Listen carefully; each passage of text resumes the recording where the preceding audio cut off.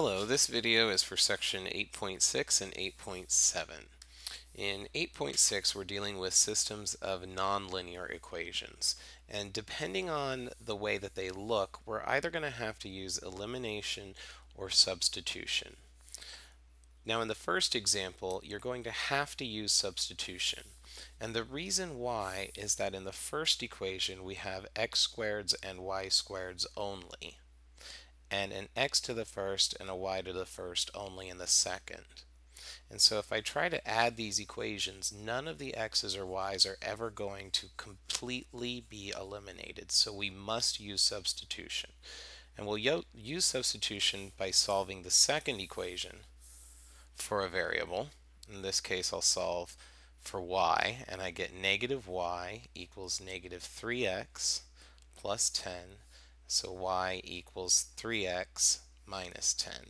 And I'm going to plug that into the first equation's y. And so I get x squared plus the quantity 3x minus 10 squared equals 100. I'm going to need to FOIL this out. So I get x squared plus 9x squared minus 60x plus 100, and that equals 100. Remember, you need to FOIL that out, so don't forget the missing term, the middle term.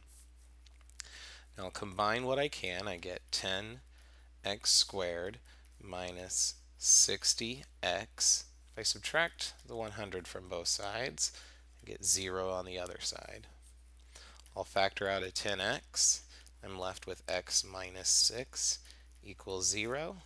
So we get two values for x, 0 and 6. I'll take those values and plug them into what y is equal to in two different cases. First case is for 0, and I get y equals negative 10.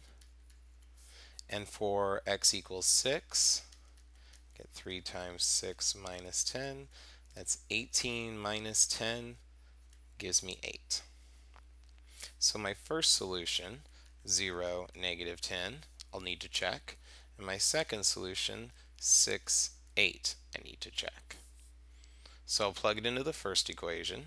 For 0, negative 10, I get 0 squared plus negative 10 squared equals 100. So that checks out. For the second one, I get 3 times 0 minus a negative 10 equals positive 10. So I get 10 equals 10. That checks out. So 0, negative 10 is a solution. I'll plug now 6 and 8 into the first equation. I get 36 plus 64. That does equal 100. So far that checks out. And then when I plug it into the second equation, 3 times 6 minus 8, that gives me 18 minus 8, which is 10, so 6, 8 is also a solution.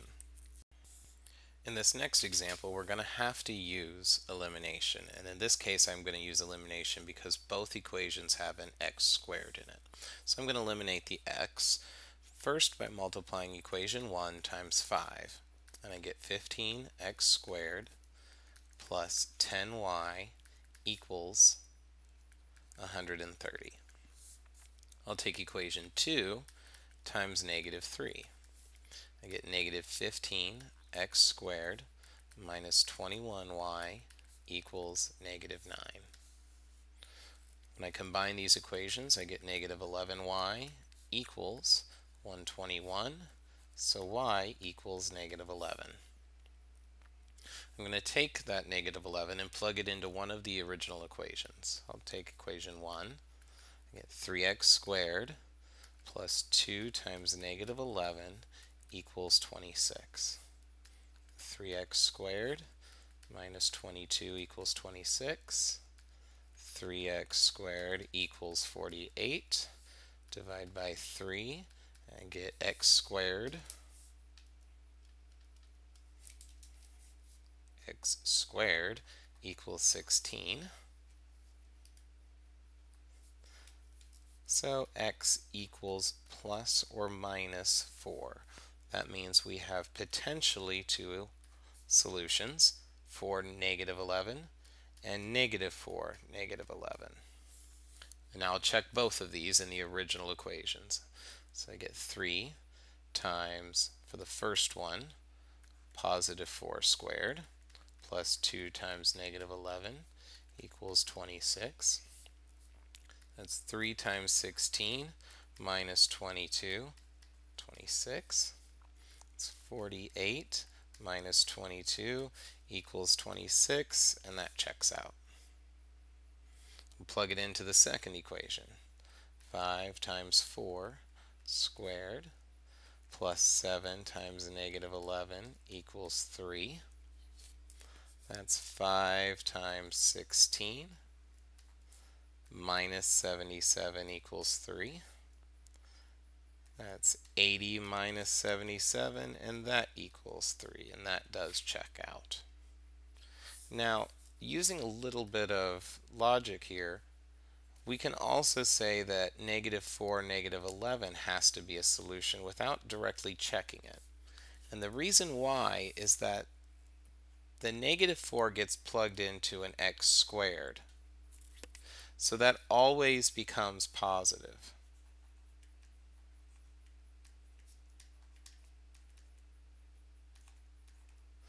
And so the math, would be identical after the first step of substituting the values in. And so I can say both of those solutions are truly solutions to the system.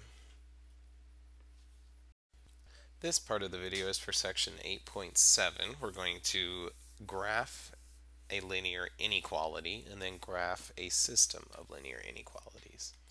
Now the first thing we need to look at for graphing inequalities is the inequality symbol.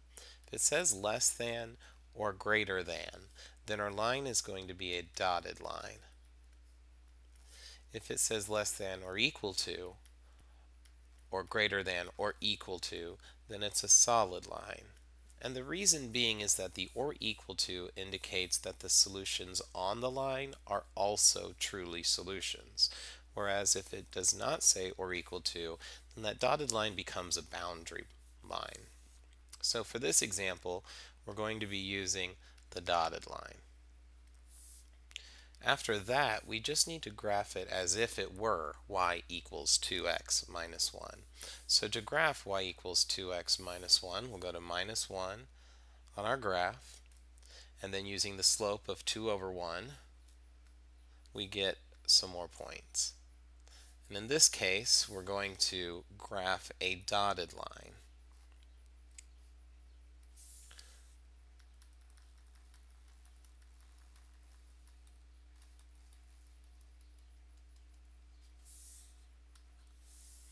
And one last part is that we're going to need to test a value, because for graphing inequalities, there is going to be some part of the graph that's shaded. So we're going to test a value not on the line. If you can test the point 0, 0, that will make the math a little bit easier. And since 0, 0 is not on our line, we're going to test it. Plugging it into our inequality, we get 0 is less than negative 1. That is false. So we're going to shade on the side opposite 0, 0.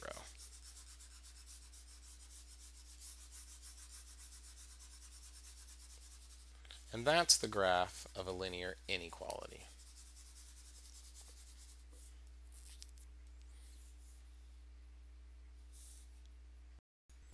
Now we're going to solve a system of linear inequalities. So we're going to graph these as if they were regular equalities and shade different regions for each of the 4 equations. First of all of them are or equal to inequalities, so they're going to be solid lines. So let's graph the first one. X plus 3y is less than or equal to 12. We'll solve for the y by subtracting the x from both sides and then dividing by 3. We get negative 1/3 x plus 4. this equation is going to be in red. So first we'll graph the y-intercept of 4, and then use the slope of down 1, forward 3 to get a few more points. Now we will connect the ordered pairs and create our line. Now we need to test a value to see which direction we need to shade. So I'm going to test a point not on the line. In this case, 0, 0 works just fine. So I'll plug in 0 for the y and 0 for the x, and I get, in this case, a true statement. 0 is less than or equal to -4. So we're going to shade then on the side that includes 0, 0. Doesn't have to look pretty. Now we'll do the next equation. X plus y is less than or equal to 8. I can graph this one using intercepts. So if I plug in 0 for x, then I get 8 for y. And if I plug in 0 for y, then I get 8 for x. This time this equation will be in blue, so I have 0, 8, and 8, 0. Now I'll connect these points and test a value not on the line to see which side I need to shade. So I'll test the point 0, 0. When I plug in 0 and 0, I get 0 is less than or equal to 8. So I'm going to shade on the side that includes the 0, 0. Now if you notice, some of this shading has overlapped and some of it did not. So far, the part that has overlapped is where our possible solutions will lie. Anything that does not have the overlapping shading is not a candidate for our solutions. We've got two more equations, so this time I'll graph the equation x is greater than or equal to 0. Well, if x is equal to 0, then that is a vertical line that goes through 0 on the x-axis. I'll test a value not on that line. In this case, I'm going to have to test the value 1, 0 as the point on the x-axis at positive 1. And when I plug in 1 into the equation, I get 1 is greater than or equal to 0, and that's true. So I'm going to shade on the right-hand side of this vertical line.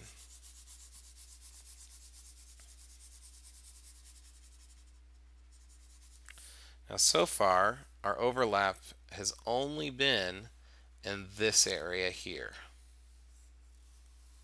That's where so far all three of the shading has occurred.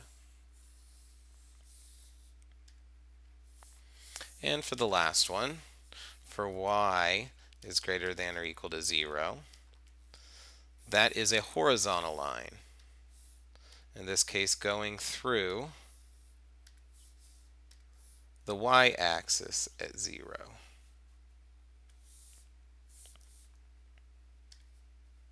I'm going to test a point not on the line, and in this case I'm going to have to use, say, 0, 1, and when I plug that in I get 1 is greater than 0, and that is true.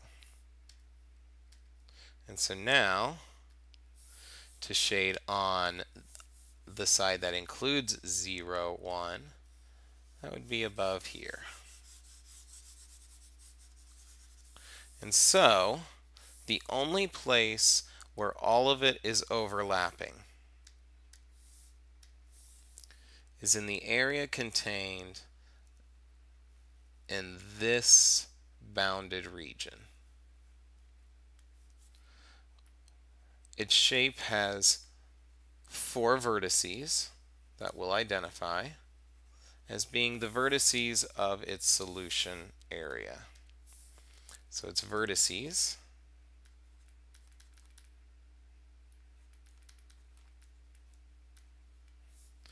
are 0, 0,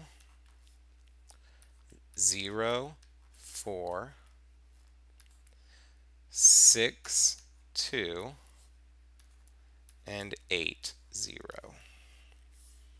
And the area enclosed in that dark blue region are all solutions to these four equations at the same time. And that is the end of section 8.7.